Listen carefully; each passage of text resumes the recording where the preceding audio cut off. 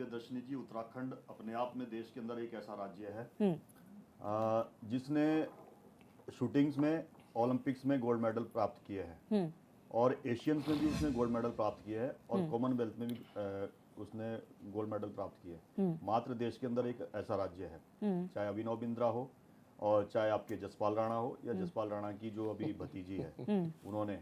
तो उत्तराखंड में टैलेंट की कोई कमी नहीं है और हर गेम्स के लिए लाखों हमारे पास खिलाड़ी है। जहां तक खेलों की आज आप बात कर रहे हैं, मुख्यमंत्री जी ने 4% रिजर्वेशन के जो हमारे खिलाड़ियों के लिए है, जो हमारे जो ओलंपिक्स में होंगे, कॉमनवेल्थ में होंगे और एशियंस गेम में होंगे, जो हमारे जो खिलाड़ी आएंगे या राष्ट्रीय खेलों में जो आएंगे, हमारे राष्ट्रमंडल खेलों में, उनके लिए 4% का उन्होंने रिजर्वेशन की घोषणा करी है। वास्तव में ये उनका बहुत ही अच्छा फैसला है और मुझे लगता है कि इससे प्रतिस्पर्धा और बढ़ेगी, मनोबल और बढ़ता है जब सरकार ऐसी योजनाओं को लाती है।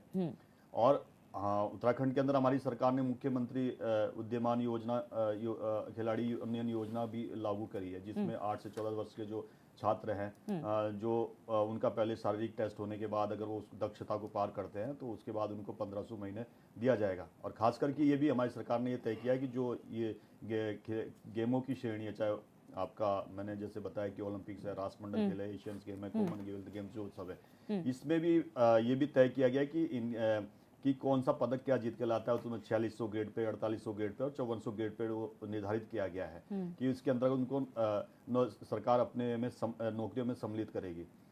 मैं ये भी कहना चाहता हूं कि उत्तराखंड सरकार हो चाहे भारत सरकार हो, जब से आदरणीय प्रधानमंत्री मोदी जी ने इस देश की भागडोर संभाली है, उन्होंने खेलों के प्रति जिस प्रकार से सजगता दिखाई है, आम व्यक्ति को जिस प्रकार से उन्होंने सजग किया है कि खेलों का जीवन में क्या महत्व है।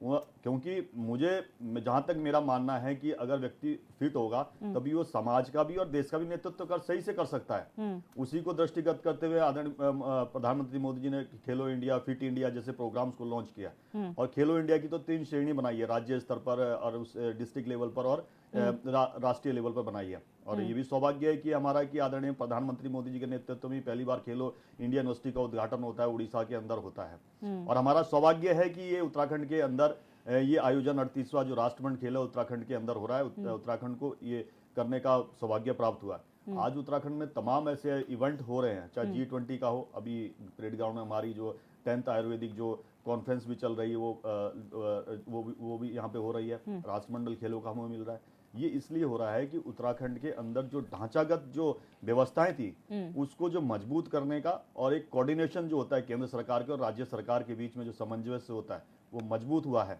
और हमारी ही सरकार ने पहली बार मल्टी कॉम्प्लेक्स खेल जो है स्पोर्ट्स कॉम्प्लेक्स हमारी सरकार ने बनाया, चाहे वह बैडमिंटन का हो, चाहे वॉलीबॉल का हो, चाहे वह बास्केटबॉल का हो, चाहे इंडोर जो गेम्स होते हैं उसके लिए हो, वो हमारी सरकार ने ही बनाया परेड ग्राउंड के अंदर।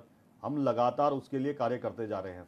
और यही नहीं, हमने जितनी भी योजनाएं हैं, किसी भी जो हमारे भूतपूर्व खिलाड़ी रहे हैं या जिन्होंने एक राष्ट्रीय लेवल पर या अंतर्राष्ट्रीय लेवल पर बहुत बड़ा अच्छा प्रदर्शन किया है, उनके नाम से योजनाएं चलाई है। व्यक्ति विशेष के नाम से हमने कोई योजनाएं नहीं चलाई है। टिहरी लेक हमारी 42 किलोमीटर की टिहरी लेक है, उसमें स्पोर्ट्स की एक्टिविटीज बढ़े, उसमें हमने उसमें शुरुआत करी। मुख्यमंत्री जी ने वहां जाके खुद किया, ऋषिकेश में जाके उन्होंने खुद किया। हमारे यहाँ स्नो बहुत होता है तो उसके लिए भी हमने उसकी एक्टिविटीज को बढ़ाया है। हमारी सरकार हर स्तर पर स्पोर्ट्स में कैसे लोगों की भागीदारी हो। और खेलो इंडिया का मैं आपको उदाहरण बताना चाहता हूं कि उसका लाभ क्या हुआ।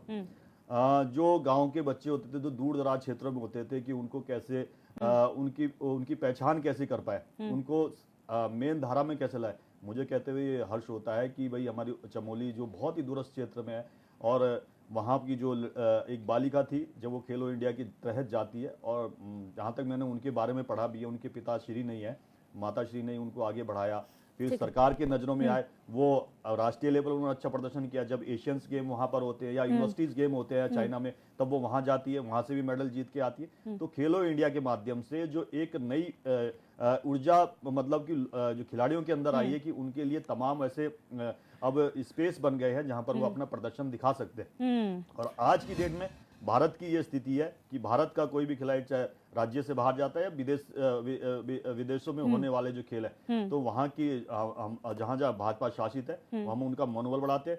वो हमारा आदरणीय प्रधानमंत्री मोदी जी ने क्या किया, खिलाड़ी या तो जीत के आता है या सीख के आता है, तो और यानी कि यही